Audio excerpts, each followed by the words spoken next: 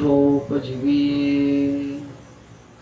विशेषी लोकीये दृष्टा दृष्ट विजय हो आवे जी। आज के महावरदान में श्री संत ज्ञानेश्वर महाराज भगवान से कुछ विशेष मांग रहे हैं, अलग बात मांग रहे हैं। आज तक सुख के लिए मांगा, शांति के लिए मांगा, मोक्ष के लिए मांगा। आज परमात्मा से संत ज्ञानेश्वर महाराज पसायदान में कुछ और मांग रहे हैं। उनके मांगने का ढंग कुछ और है। संत ज्ञानेश्वर महाराज भगवान से जो मांग रहे हैं वह सर्वांगीण है, सर्व तरफ से मांग रहे हैं। कोई भी चीज उन्होंने छोड़ी नहीं। इन 9 श्लोकों में कोई भी ऐसी चीज है जो संत ज्ञानेश्वर महाराज ने मांगी नहीं, ऐसा नहीं है। आज जो वे मांग रहे हैं उसका विचार हम 3 दिनों में करेंगे। पहला जो मांगा है आणी ग्रंथोपजीवी, ये एक विशेष बात है। दुनिया को ज्ञान प्रदान करना, ग्रंथ प्रदान करना, इसका अर्थ संसार साक्षरता अभियान है।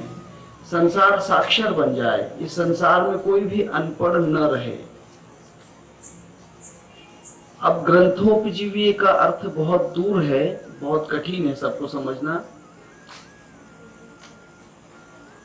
और ये किसके लिए मांगा है?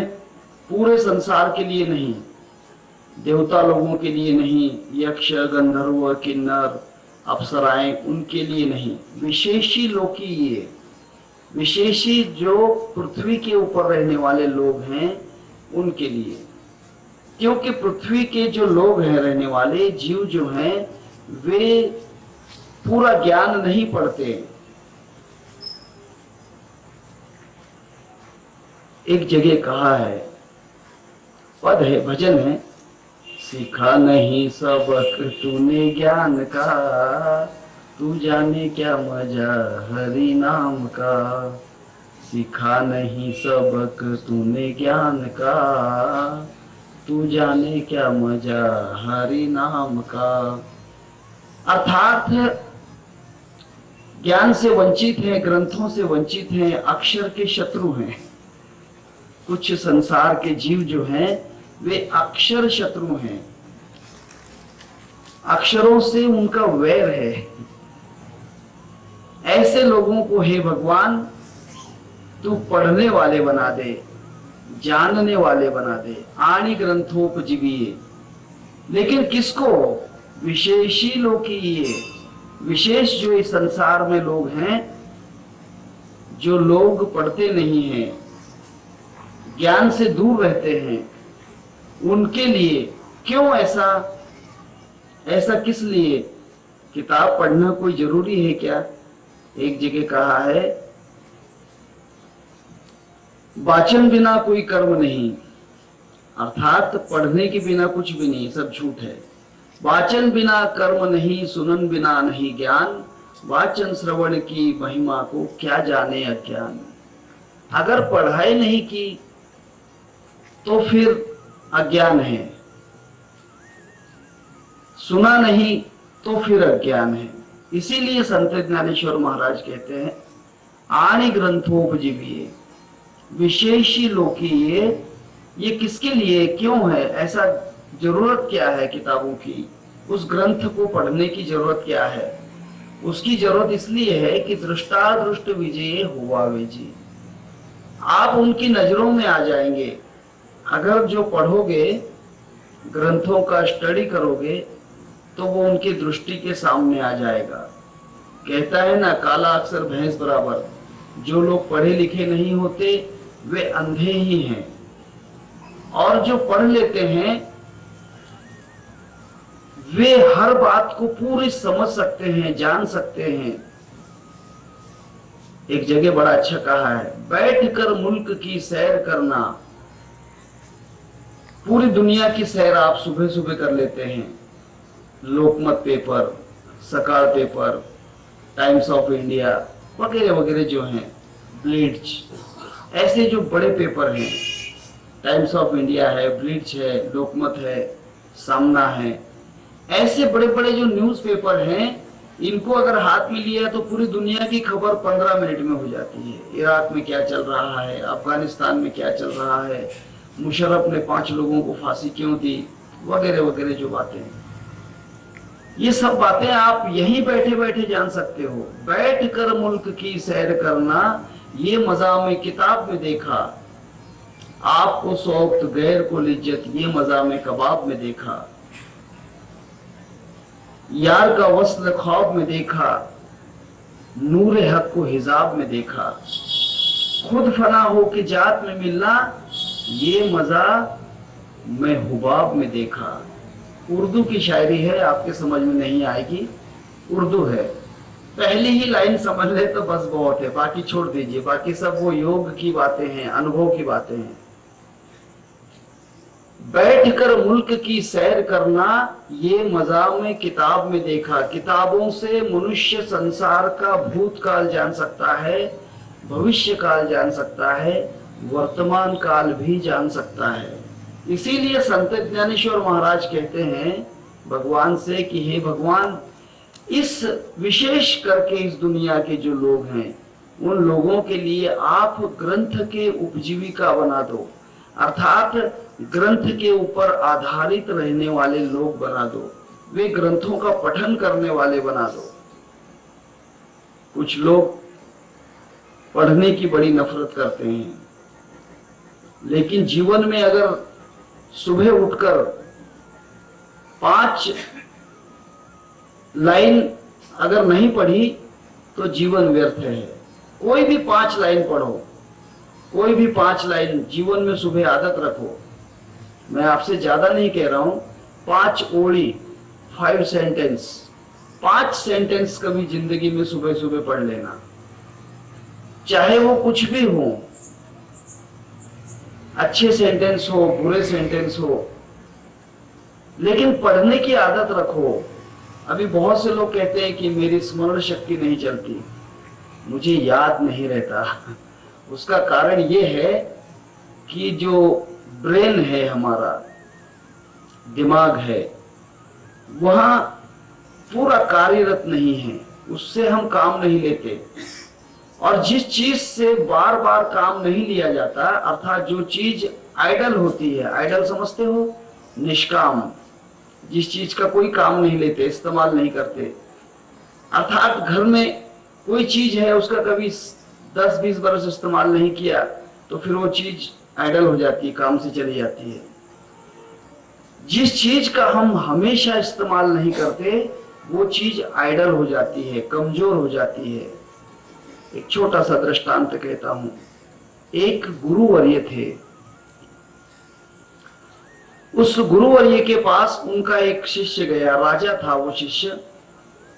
उसने कहा कि महाराज, मैं आपसे तो कुछ नहीं मांगता हूं, परंतु मेरी एक इच्छा है, मेरा जो जितना राज्य है उस राज्य का संरक्षण हो जाए, उस पर कोई भी दुश्मन राजा, शत्रु पक्ष वाले कोई उस पर हमला न करें, और अगर हमला हो भी जाए तो उसमें हमारी विजय पूरी हो।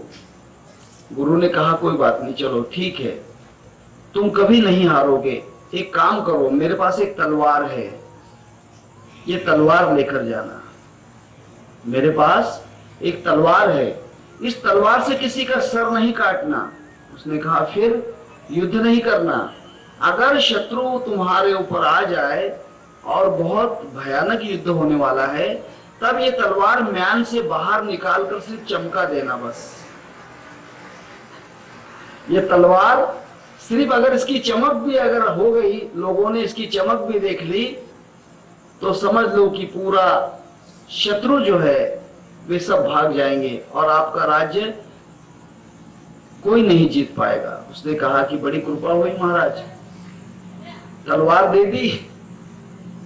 अब वो तलवार अच्छी जगह लगा के रख दी, आजकल बहुत से लोग हैं तलवार वगैरह आदि सब चीजें शोकेश में रखते हैं। पहले तलवारों का इस्तेमाल होता था। कहते हैं तलवार को खून की धार रोज दी जाती थी, रोज उसको खून पिलाया जाता था। भले किसी का नहीं तो अपनी उंगली का खून तलवार को पिलाना ही पड़ता था, तब वो तलवार जीवित रहती थी। आज तो कुछ भी नहीं जीवित है। आज हमारी बंदूक से गोलियां नहीं निकलती, हम कहते हैं उसका स्प्रिंग खराब हो गया, गोलियां तक निकलती नहीं। ये बात है। तब वो तलवार लेकर गुरु के पास से तलवार लेकर गया, एक जगह रख दी। करीब 20-25 वर्ष तक किसी ने उसके ऊपर आक्रमण नहीं किया, दूसरे राजा ने, क्योंकि राजा बहुत बलवान था, तरुण था। जब राजा बूढ़ा हो गया, कि गुरु का शिष्य जो राजा था वृद्ध हो गया, बूढ़ा हो गया। बूढ़ा होने के बाद दूसरे राजाओं ने सोचा कि अब तो राजा बूढ़ा हो गया है, चलो इसका राज्य अब जीत लेते हैं और फिर अपना राज्य स्थापित करते हैं। उन्होंने वहां पर हमला किया, सब तरफ से पूरी सेना ने उसको घेर लिया, उस राजा को घेर लिया। अब इसको गुरु की याद आई। करीब 25-30 साल पुरानी तलवार थी रखी हुई। उसने कहा था गुरु ने कि इस तलवार को सिर्फ चमका अगर दिया, ये चमक गई तो समझ लेना कि पूरे जितने भी सैन्य है वो सब भाग जाएंगे। ठीक है, उसने सोचा कि चलो किले के ऊपर चलते हैं। किला था, उस किले के ऊपर गया और तलवार निकाली कि अब तलवार को चमका देता हूं। तलवार तो नहीं आई, सिर्फ तलवार की मूठ हाथ में आई, तलवार की मूठ हाथ में आई, तलवार अंदर ही रह गई। क्यों? क्योंकि उस तलवार को उसने 25-30 साल में कभी निकाला ही नहीं, देखा ही नहीं। उसको जंग लगने के कारण वो तलवार उसी म्यान में खत्म हो गई। बाहर सिर्फ जो बाहर मूठ थी उतनी मूठ हाथ में आई, क्या चमकाएगा बेचारा। ऐसा ही हमारे दिमाग का है। हम हमारे दिमाग को रोज करीब 5 सेंटेंस, 5 वाक्य रोज अगर पढ़ने लगाते हैं तो हमारा दिमाग चमकदार रहता है।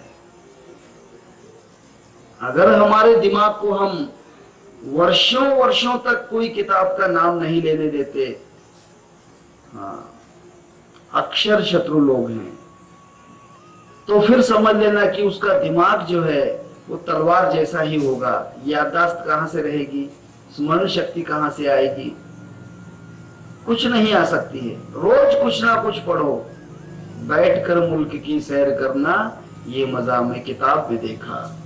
कुछ ना कुछ पढ़ो, पढ़ना जरूरी है जीवन में। अगर पढ़ नहीं सकते तो उसे सुनने की आदत डालो, सुनने से भी बड़ा फायदा है। किसी किसी को पढ़ना नहीं आता है तो बार बार उन चीजों को सुना करो। सुनने से भी मनुष्य विद्वान हो जाता है, सुनने से भी प्राण बच जाते हैं। भले पढ़ना लिखना नहीं आया, लेकिन सुनने से भी फायदा हो जाता है।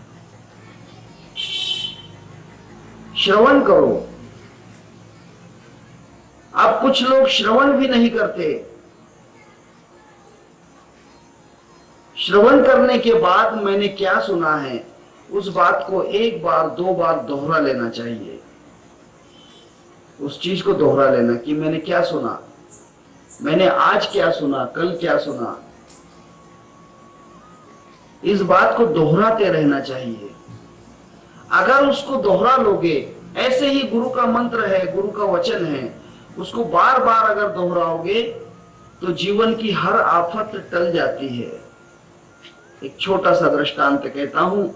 एक राजा को किसी ने कहा, उसके प्रधान ने, कि हे राजा, आप गुरु कर लो, बिना गुरु के आपका कल्याण नहीं, क्योंकि गुरु बिन मोक्ष ना मुक्त है, गुरु बिन मिटे न भरम, हरि राम यूं कहे, गुरु बिन कटे न करम। इसलिए गुरु करना जरूरी ही है। संत तुकाराम महाराज बड़ा अच्छा कहते हैं, जाने गुरु नाही केला, त्याचा जन्म वाया गेला। तब राजा ने सोचा कि चलो गुरु के शरणों में चले जाते हैं, गुरु के शरणों में चले जाते हैं। अब किसको गुरु करें, कई गुरु हैं। तब प्रधान ने कहा कि भाई सुबह सुबह जो भी मिल जाएगा उसको गुरु बना लेना। हाँ, कोई भी अगर सुबह मिल जाए तो उससे उपदेश ले लेना। अब सवेरे सवेरे उसे गाय भैंस चराने वाला चरैया मिला, जिसे हम मराठी में ढोरक्या कहते हैं, ढोर चारनारा ढोरक्या, उसको चरवैया कहते हैं, चरैया। वो चरवाहिया जो था वो मिला, उसने जाकर राजा ने उसके चरण छुए कि प्रधान ने कहा है कि सुबह किसी को भी गुरु बना लेना, बिना गुरु के लौटकर मत आना। अब बात ये हो गई, उसने कहा कि भाई मेरे पांव छोड़ो, मैं एक गाय भैंस चराने वाला आदमी हूं, अनपढ़ हूं, और मुझे आप मेरे पैर क्यों पड़ रहे हैं। उसने कहा कि भाई देखो, मैंने आपको गुरु मान लिया है और मैं आपका शिष्य हो गया हूं। उसने कहा कि मैं कोई गुरु वारो नहीं हूं, मैं तो भैंस चराने वाला आदमी हूं, मुझे कोई ज्ञान नहीं, मेरे पास ज्ञान नहीं, तो मैं आपको शिष्य कैसे बनाऊं। उसने कहा कुछ भी हो, कुछ भी वाक्य कह दो, कोई भी मंत्र बता दो। उसने कहा कि क्या मंत्र बताएं, क्या मंत्र बताएं। सोचा उसने भी, पांव तो छोड़ नहीं रहा है। उतने में उसने देखा उसकी जो भैंस थी, एक पानी का एक छोटा सा डबका भरा हुआ था, उसे लेक कहते हैं, लेक, छोटा सा तलैया जैसा होता है, बड़ा तालाब नहीं। पानी बरसातों में जहां जहां पर गड्ढों में समा जाता है, उस डबके में वो भैंस बैठी हुई थी। कहीं से वो भैंस के कान में पानी चला गया। अब होता है ऐसे, नहाते नहाते पानी चला गया। भैंस के कान ऊंचे होते हैं, ऊंचे कान में पानी चला गया तो भैंस ने अपना सर झटक दिया। इसका पूरा ख्याल भैंस के ऊपर था, क्योंकि चराने वाला था भैंसे। उसने उस भैंस को सिर हिलाते हुए देखा और सोचा कि हाँ, कान फड़फड़ा रही है, क्या मांगती होगी ये भैंस। अरे इसे तो चराने के लिए ले जाना पड़ेगा, अच्छी खेती में ले जाना पड़ेगा, इसे घास चाहिए। बेचारे नहा लिया है, स्नान कर लिया है, कंघी कर ली, सर में तेल लगा लिया, कंघी कर ली, अब इसे नाश्ता चाहिए, भोजन चाहिए। भैंस बेचारी, भैंस थोड़ी बोल रही थी कि मुझे भोजन चाहिए। अब ये भैंस चराने वाले ने सोच लिया कि शायद ये भैंस जो है कुछ तो भी खाने के लिए मांग रही है। तो ये क्या कहता है, राजा की तरफ इसका ख्याल नहीं, राजा का उसकी तरफ पूरा ख्याल है। वो भैंस की तरफ देखकर कहता है, फड़फड़ क्यों करती, तेरे दिल मन की में गया समझ। बस इतना ही कहा। राजा ने कहा गुरु मंत्र मिल गया। हाँ, गुरु शब्द सुन कान से और राख अटल विश्वास, उनके ही चरण प्रताप से रोम रोम प्रकाश। गुरु का दिया हुआ मंत्र अमृत है। गुरु का दिया हुआ बोध जो होता है देवी देवताओं से भी बढ़कर है। अब राजा ने सोचा कि यही मंत्र हो सकता है, फड़फड़ क्यों करती तेरे दिल मन की मैं गया समझ। राजा ने कुछ नहीं कहा, उतना मंत्र याद कर लिया, फड़फड़ क्यों करती तेरे दिल मन की मैं गया समझ, फड़फड़ फड़फड़ क्यों करती तेरे दिल मन की मैं गया समझ। बस माला के ऊपर जाप शुरू कर दिया, फड़फड़ फड़फड़ क्यों करती तेरे दिल मन की मैं गया समझ।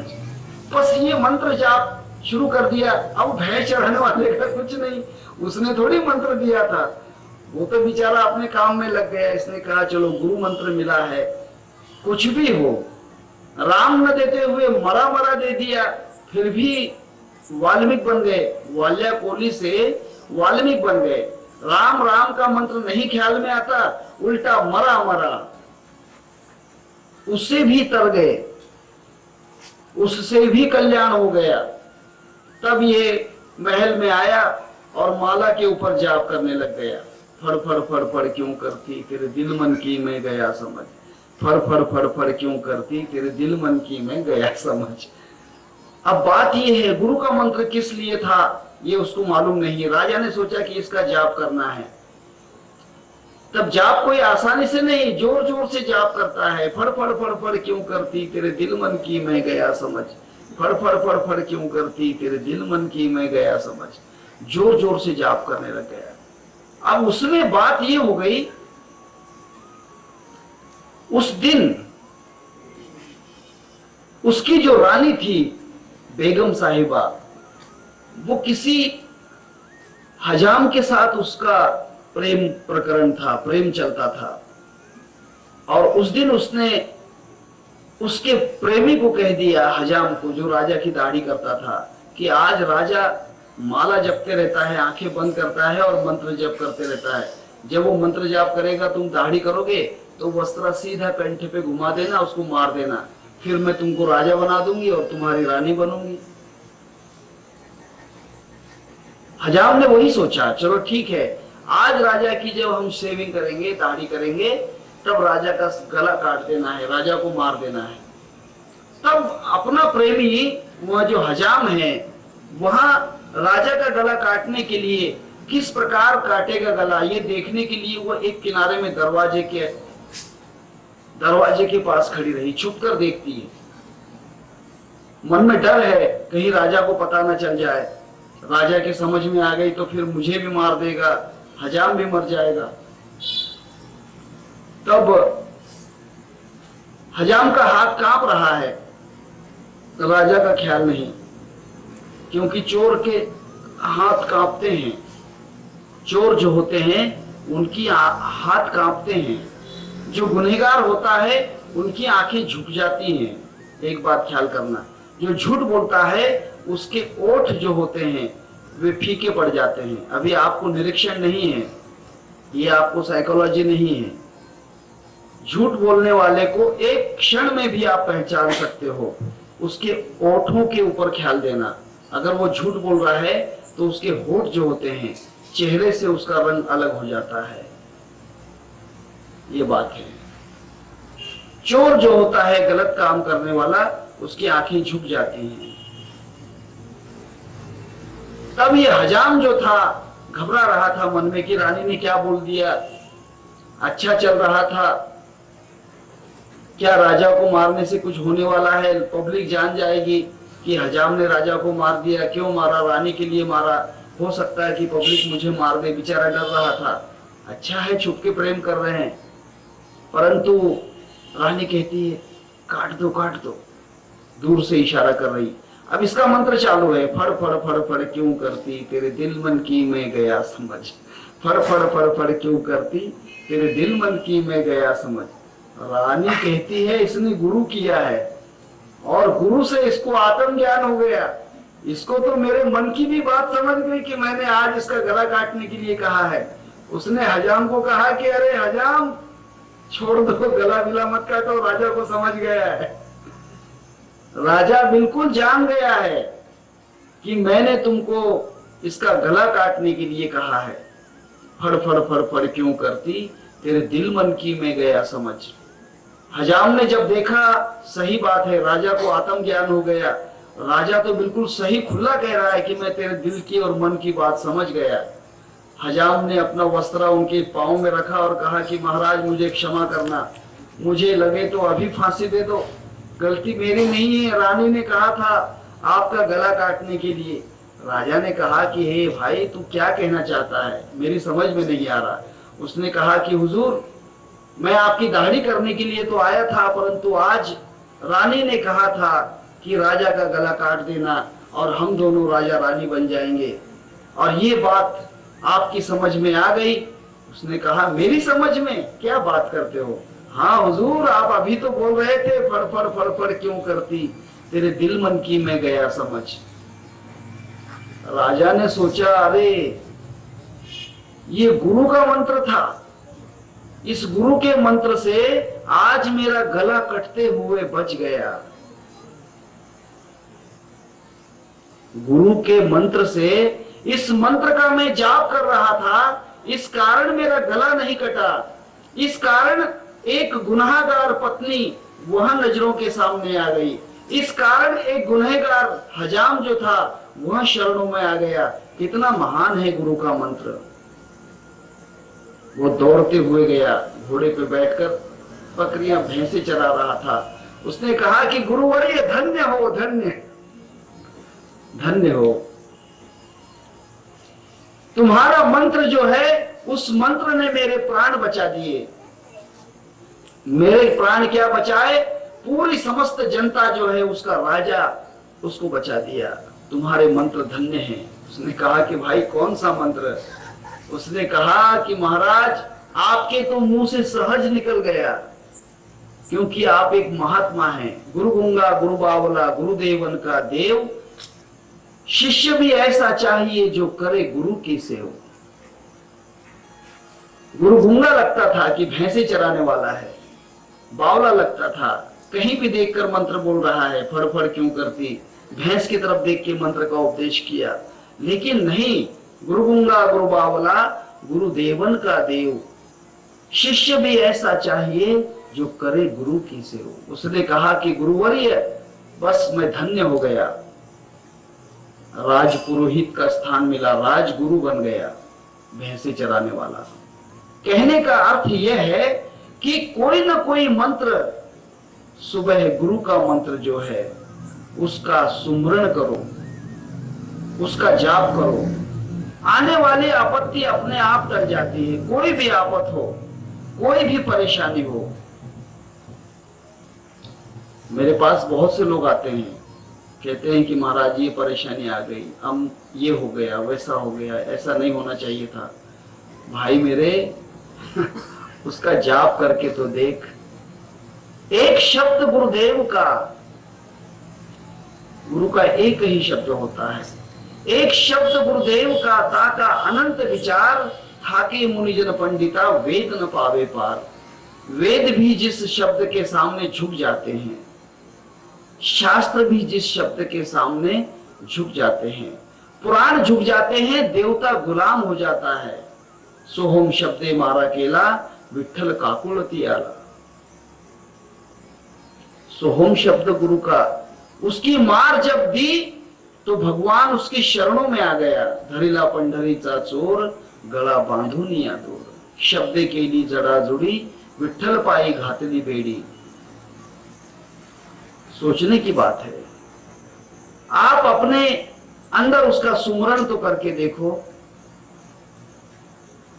सुमरण तो करो, कितनी ताकत है उसमें। अपने आप शक्ति बढ़ जाती है, ये बात है। परंतु जिसको नहीं है बोध वो गुरु ज्ञान क्या करे। हाँ, ख्याल कीजिए, जिसको नहीं है, ब्रह्मानंद जी का भजन है, जिसको नहीं है बोध वो गुरु ज्ञान क्या करे। निज रूप को जाना नहीं पुराण क्या करे। बोध होना चाहिए, गुरु से उस चीज को जान लेना चाहिए। एक बार अगर समझ में आ गया तो फिर कुछ नहीं, बस एक बार जिसने उस बोध को जान लिया तो फिर वही ग्रंथ है, वही पंथ है। गुरु का मंत्र ही ग्रंथ है। समस्त संसार के जितने ग्रंथ हैं गुरु के मंत्र के द्वारा ही प्रकट होते हैं। गुरु का जो मंत्र होता है उसी से समस्त वेद शास्त्र और पुराणों का जन्म है। आपको मालूम होगा, मैंने आपको कथा कह दी है कि ब्रह्मा जी के 7 जन्म हुए, तब उसे वह ज्ञान प्रकट किया। वो ज्ञान का अर्थ यह है कि वह ग्रंथ उसके सामने खोल दिया। उस ग्रंथ को चतुश्लोकी भागवत कहते हैं। 4 श्लोकों का भागवत है। कभी अगर समय मिल गया तो उस चतुश्लोकी भागवत पर भी प्रवचन होता है। सिर्फ ओनली 4 श्लोक हैं, ज्यादा नहीं। पसायदान के तो भी 9 श्लोक हैं, उसके 4 ही श्लोक हैं। एक श्लोक को अगर 1 सप्ताह भर किया तो 4 श्लोक 1 महीना चलेंगे।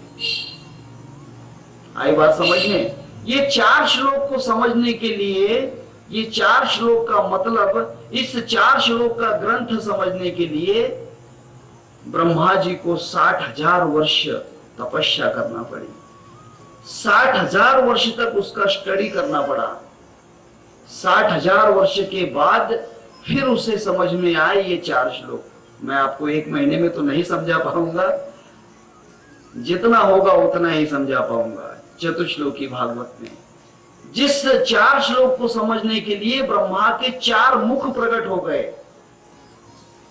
4 मुखों से उसने अभ्यास किया, उसका 4 मुखों से 4 श्लोकों का पठन किया। वे 4 श्लोक भूल न जाएं, इसलिए 4 मानस पुत्र पैदा किए, सनक, सनंदन, सनकादिक, सनत कुमार। और हर एक पुत्र को कहा कि ये श्लोक याद रखना, अगर मैं कहीं भूल गया तो मुझे याद दिला देना। सनक, सनंदन, सनकादिक, सनत कुमार वो ग्रंथ है।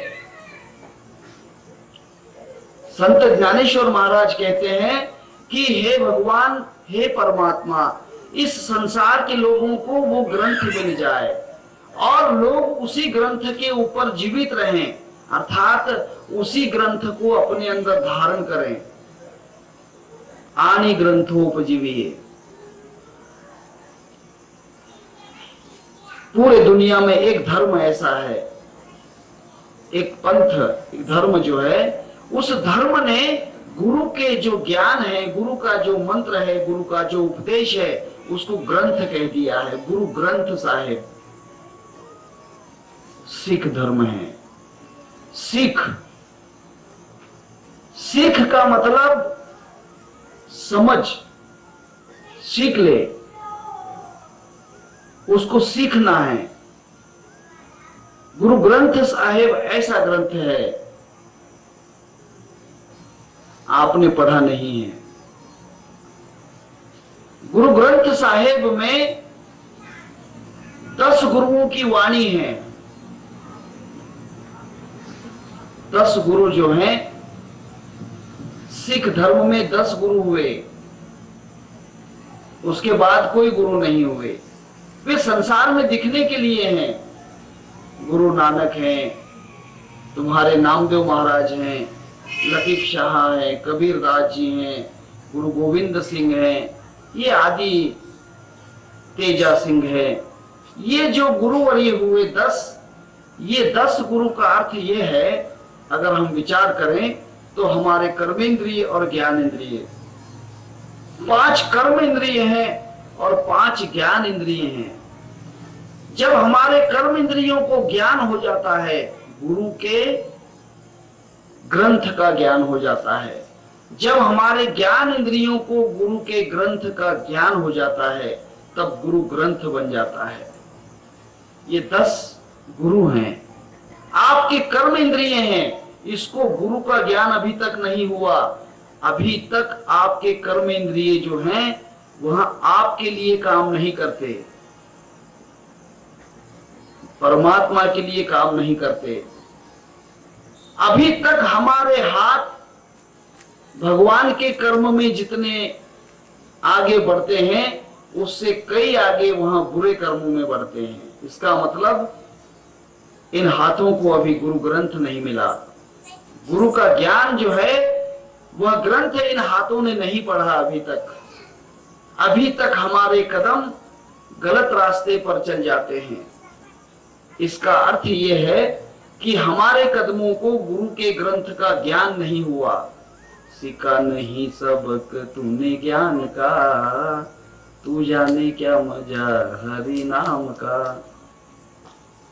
सीखा नहीं है अभी तक। हमारे जितने भी कर्मेंद्रियां हैं, इसका विशेष ज्ञान आपको विवेक सिंधु नाम के ग्रंथ में मिलेगा। भागवत में भी मिलता है, भागवत में भी इसका ज्ञान है, पंचीकरण में है, विचार चंद्रोदय में है, और अनंत अनंत ग्रंथ हैं जिनमें इन कर्मेंद्रियों और ज्ञान इंद्रियों का विचार किया है। हमारे ज्ञान इंद्रियां जो होती हैं, आंखें हैं, कान है, जीभ है, बुद्धि है, ये सब ज्ञान इंद्रियां हैं। कर्म इंद्रियां जो है, ये कर्म इंद्रियां जो हैं, विषय वासना की भोगने की इंद्रियां, हाथ, चमड़ी, आई बात समझ में, और उसके बाद पांव आदि जो इंद्रियां जो काम करती हैं, जो इंद्रियां जानती हैं वो ज्ञान इंद्रियां हैं, जो इंद्रियां सिर्फ काम करती हैं वे कर्म इंद्रियां हैं। इन ज्ञान इंद्रियों को और कर्म इंद्रियों को गुरु का ग्रंथ नहीं पढ़ाया। अभी तक आपके हाथ ने गुरु का ग्रंथ नहीं पढ़ा।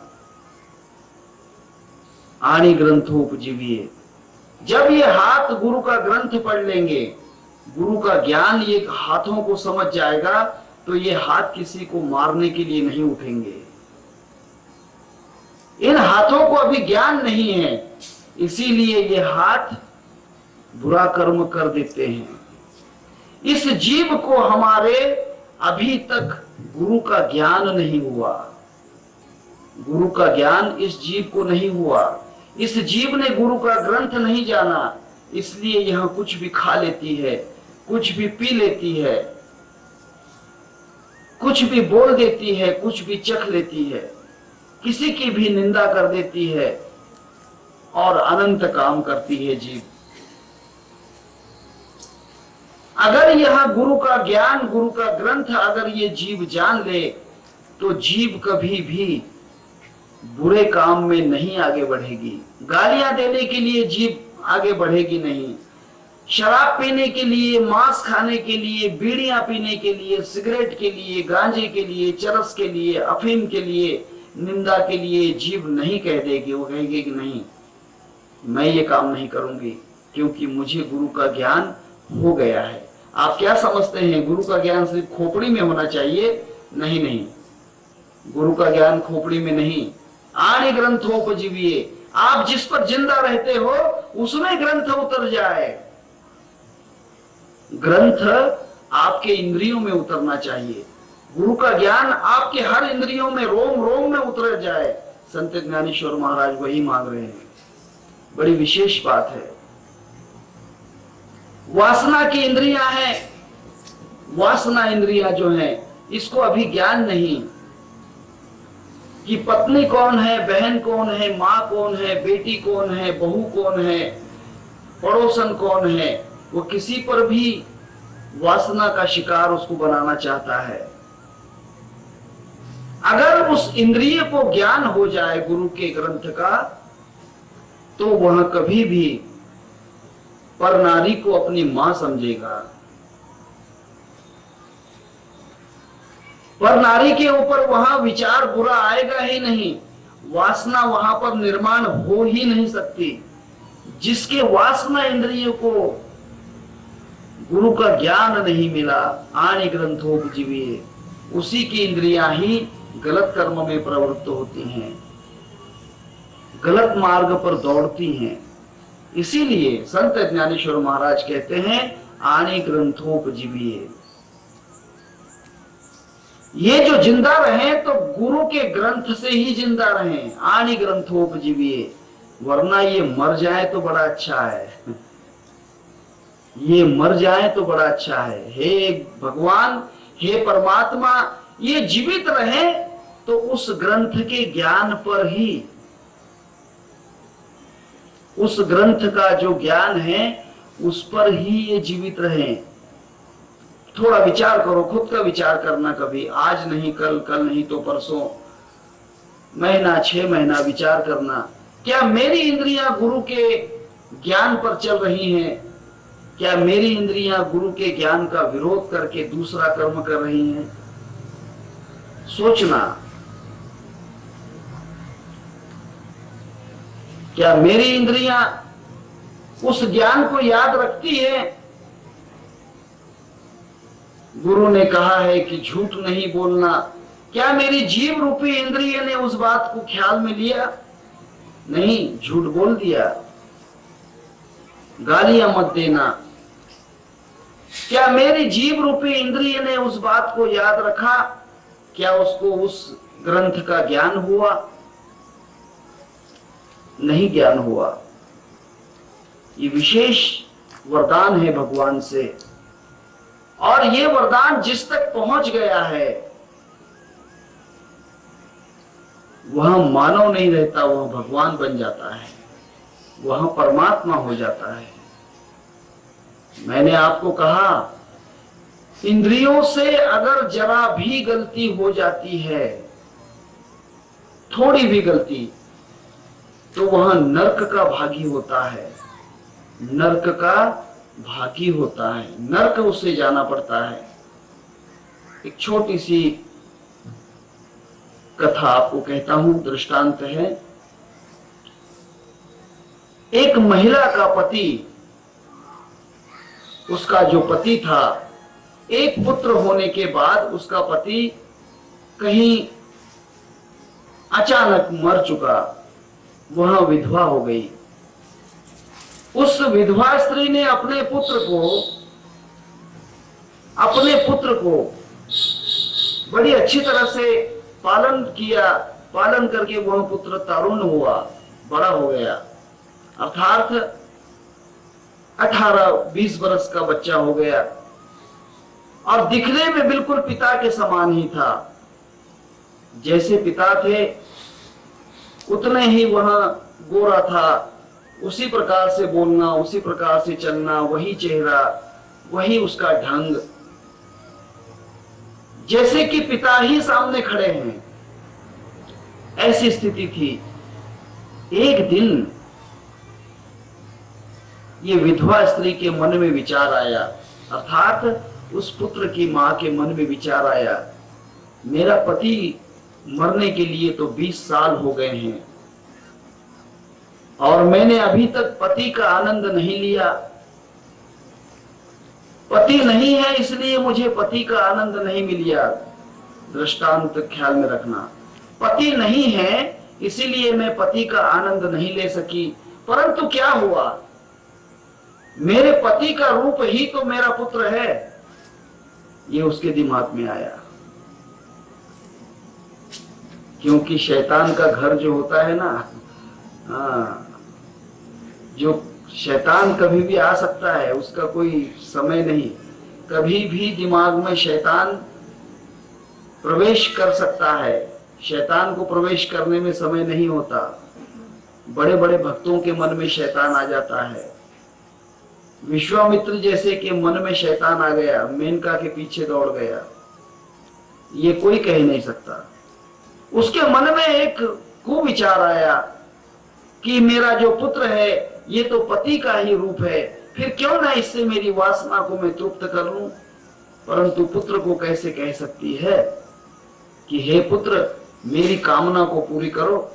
उसने सोचा कि पुत्र तो ऐसा नहीं कर सकता, कोई भी पुत्र अपनी माता जी से ऐसा कर्म नहीं करेगा, और माता भी अपने पुत्र को कैसे कहे। तब माता के तो दिमाग में शैतान था, कुविचार प्रवेश किया। तब उसने उसको नींद की दवा पिला दी। नींद की जो बेहोशी की जो दवा थी वह उस तरुण पुत्र को देने के कारण वह पुत्र बेहोश हो गया, अर्थात वह नींद में चला गया। तब उस पुत्र के साथ इस मां ने जो कर्म करना था बुरा, वह कर्म किया। कर्म तो किया, परंतु कर्म होने के बाद पश्चाताप हो गया कि मैं भी कितनी पागल हूं। एक छोटे से अपने पुत्र को मैंने बड़ा किया और उसी के साथ ऐसा गलत काम किया। हे भगवान, मैं नरक में जाऊंगी कि कहां जाऊंगी। हे भगवान, मेरी समझ में नहीं आता कि मुझे नरक में भी जगह मिलेगी या नहीं। तब एक दिन नारद जी जा रहे थे। नारद जी उसी रास्ते से जा रहे थे। नारद जी को देखकर उस विधवा स्त्री ने प्रणाम किया और कहा कि नारद जी, आप तो भगवान के भक्त हैं, आप तो सब जानते हैं, आप भगवान के पास जाते हैं, भगवान से इतना तो पूछ लेना, क्या मैं स्वर्ग में जाऊंगी या नरक में जाऊंगी। नारद ने कहा कि कोई बात नहीं, इतनी सी बात तो है, मैं भगवान से पूछ लूंगा। तब ब्रह्मा जी के पास गए, ब्रह्मा जी से पूछा कि हे भगवान, वह जो स्त्री जिसने मुझसे प्रश्न किया, ब्रह्मा जी कहते हैं हाँ मैं जानता हूं, आपसे सुबह सुबह जो एक स्त्री मिली उसने वार्तालाप किया, वो भी मैं जानता हूं। कह देना उस स्त्री को कि वहां स्वर्ग में जाएगी। उसने कहा कि पिताजी तो घर के हैं, क्या भरोसा है इनका, मेरा मन रखने के लिए शायद कह दिया होगा, चलो शिव जी से पूछते हैं। शिव जी के पास गए, शिव जी ने कहा कि जो ब्रह्मा ने कहा है हे नारद वही सत्य है, चिंता की कोई बात नहीं, वह स्वर्ग की वासी है। महाविष्णु से पूछा, महाविष्णु ने कहा कि नारद बेशक वहां स्वर्ग में जाएगी, उसे नरक का कोई डर नहीं रहेगा। कहा कि कैसे हो सकता है, अगर वहां स्वर्ग जाने वाली होती तो वहां स्त्री ऐसा प्रश्न ही क्यों पूछती। चोर ही तो हमेशा बोर्ड लगाते हैं कि यहां पर चोरों से सावधान रहना, जेब कतरों से सावधान रहना। ये बोर्ड कौन लगाते हैं मालूम? अच्छे लोग नहीं लगाते। जो जेब कतरे होते हैं वो रेलवे स्टेशन पर, बस स्टैंड पर बोर्ड लगा देते हैं, ताकि वो बोर्ड पढ़ने के बाद जिसके जेब में पैसे होते हैं वो देखता है कहीं जेब तो नहीं काटी, चोर समझ जाता है कि इसके जेब में पैसे हैं, इसीलिए तो जेब में हाथ लगा रहा, बस उसकी जेब गई समझो, कटना ही चाहिए उसकी जेब। तब नारद ने विचार किया कि चलो यमराज से ही पूछते हैं। यमराज के पास गए, यमराज जी आप जरा अच्छी तरह से देखो, आपके पास ही सब हिसाब होता है, यही तो सुप्रीम कोर्ट है, ये सुप्रीम कोर्ट जो फैसला देती है ना वही फैसला होता है। बार बाला बंद, बार बाला बंद हो गई, भले वो वेश्या बन जाए, अपने शरीर को बेचे, फैसला है, ये फैसले हैं। आपका फैसला क्या है उस स्त्री के विषय में? उसने कहा चित्रगुप्त जरा देखो। चित्रगुप्त ने उस स्त्री को देखा, बिल्कुल ब्लैंक था, 7/12 पर कोई भी बोझा नहीं था, क्लीन था 7/12, कोई भी बोझा नहीं। उसने कहा कमाल है, तो फिर वो बेशक स्वर्ग में जाएगी। हाँ हाँ नारद जी, वो तो स्वर्ग में जाएगी, हमारे यहाँ तो वो पांव भी नहीं रख सकती, हमारे यमराज उसको लेने नहीं जाएंगे। उसने कहा तो अच्छा मैं कह दूं उसे, ब्रह्मा विष्णु महेश और यमराज भी कहते हैं कि वहां स्वर्ग में ही जाने वाली है, क्या मैं कह दूं? बिल्कुल कह दो।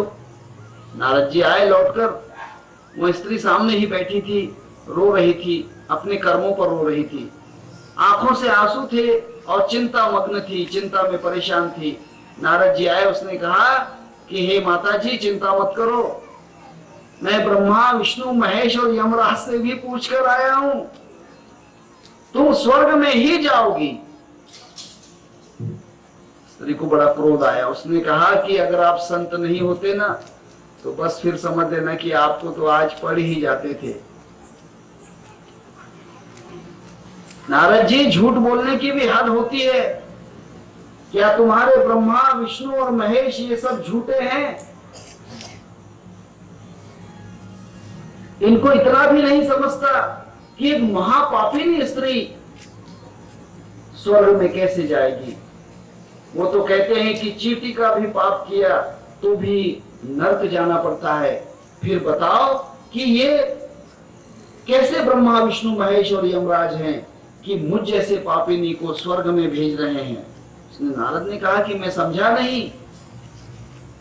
उसने नारद से कहा कि नारद कल रात की घटना है, मेरे दिल में, मेरे इंद्रियों के अंदर एक प्रकार का पाप का कर्म छाया और मैंने अपने ही पुत्र के साथ जो नहीं करना था वह पाप कर्म किया। और क्या पुत्र के साथ ऐसा कर्म करने वाली माता जी स्वर्ग में जा सकती है? नारद ने कहा कि हे भगवान माफ करो, माफ करो, मैं ये क्या सुन रहा हूं, ऐसा तो कलयुग में ही होता है। ऐसा तो संसार में कलयुग में होने वाला है, ये पहले कैसा हो गया। नारद जी लौटकर ब्रह्मा विष्णु महेश और यमराज के पास गए कि भगवान क्या फैसले करते हो, हाँ? जिसने खून किया मर्डर किया उसको भी छोड़ देते हो, जिसने कुछ नहीं किया उसको फंसा देते हो, क्या फैसला देते हो आप। उसने कहा कि नारद जी क्या बात पूछना है, मैं पहले आपसे जो पूछ कर गया कि वहां स्त्री स्वर्ग में जाएगी या नरक में, ब्रह्मा जी कहते हैं नारद अब तो वहां रौरव नरक में जाएगी। शिव जी ने कहा कि उसे 27 कुंड जो नरक के हैं उन सब में डुबाया जाएगा।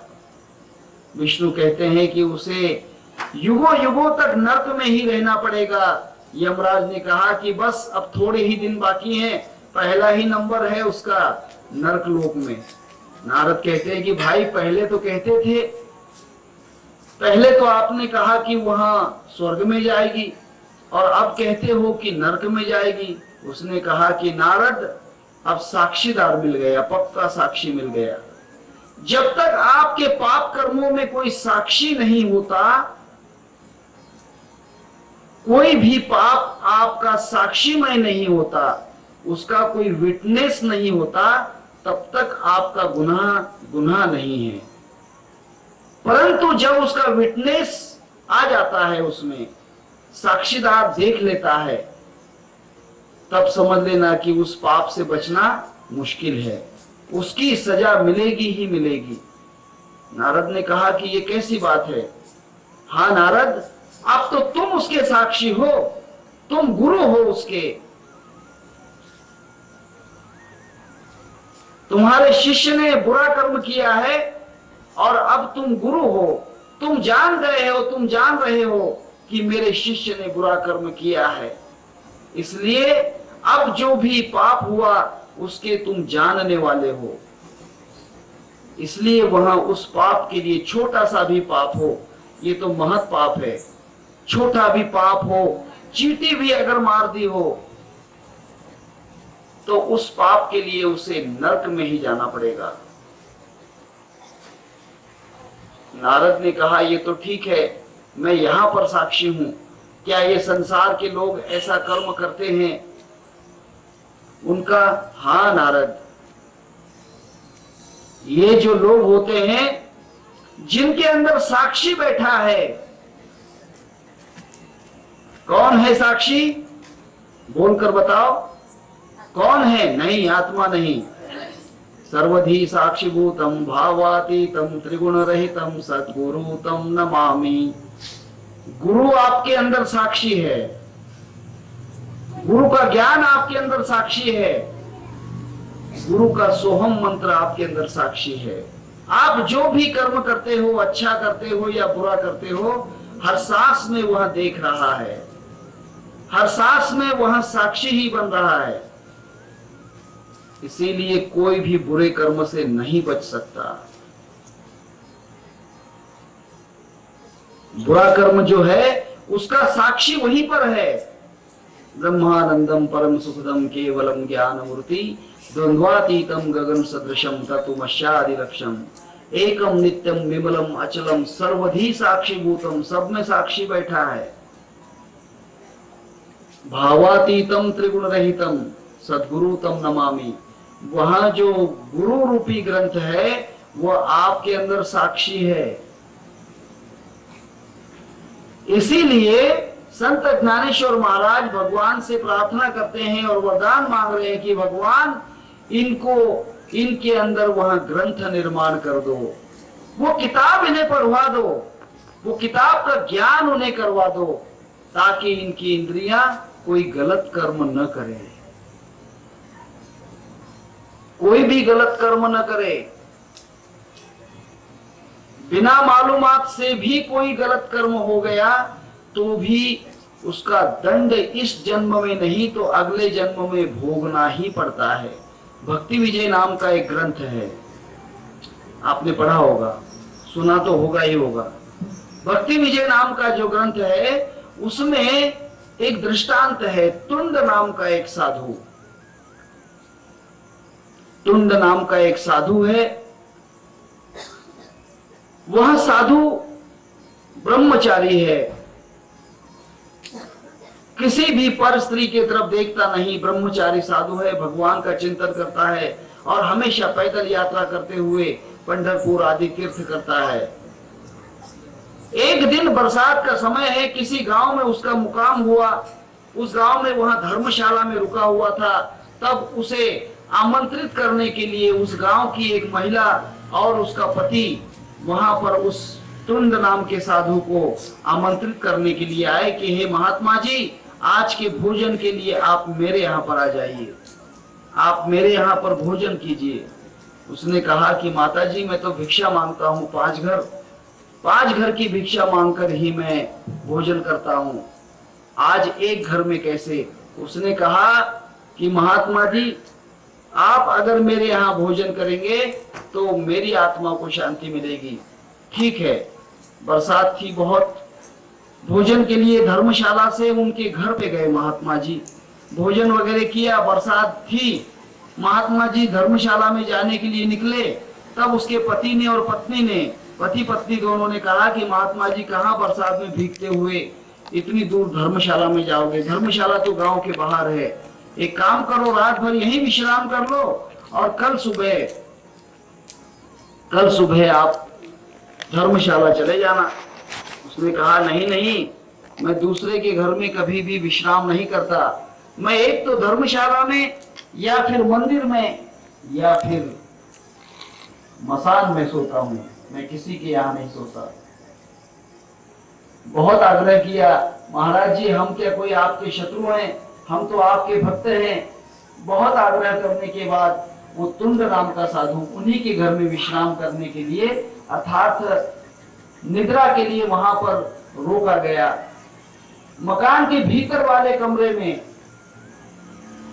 वे पति पत्नी सोए हुए थे और बाहर का जो, जिसे हम वरांडा कहते हैं, वरांडा समझते हो ना, शेड होता है, उस वरांडे के अंदर वो साधु सोया। मकान के भीतर नहीं सोया, मकान के अंदर नहीं गया, बाहर सोया हुआ था। करीब रात का 1-1:30 का समय होगा, उस बरसात चल रही है, उस 1-1:30 बजे के समय वहां स्त्री रात में उठी और उस ब्रह्मचारी साधु के पास गई और कहा कि महाराज जी, मेरी इच्छा को पूरी करो। उसने कहा कि ये क्या कहती हो बालिका, तुम तो मेरी कन्या के समान हो, ये क्या कहती हो? उसने कहा कि महात्मा जी, मैं कब से सोच रही हूं कि आप जैसा पुरुष मुझे मिल जाए